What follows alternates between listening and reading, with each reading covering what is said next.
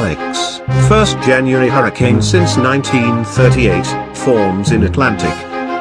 Alex became the first hurricane to form in the Atlantic Ocean in January in nearly 80 years Thursday morning, the National Hurricane Center said. A hurricane warning was in effect for the Azores as the storm headed north-northeast at 20 miles per hour toward the island chain with winds of 85 miles per hour. The storm is forecast to bring hurricane conditions to the central Azores by early Friday.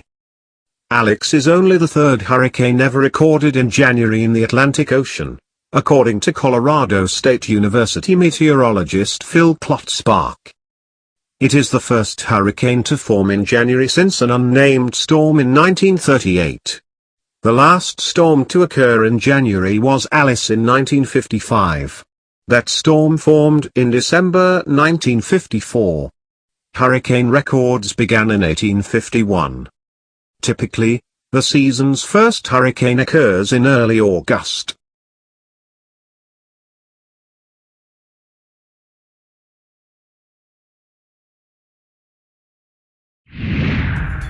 Thank you for watching.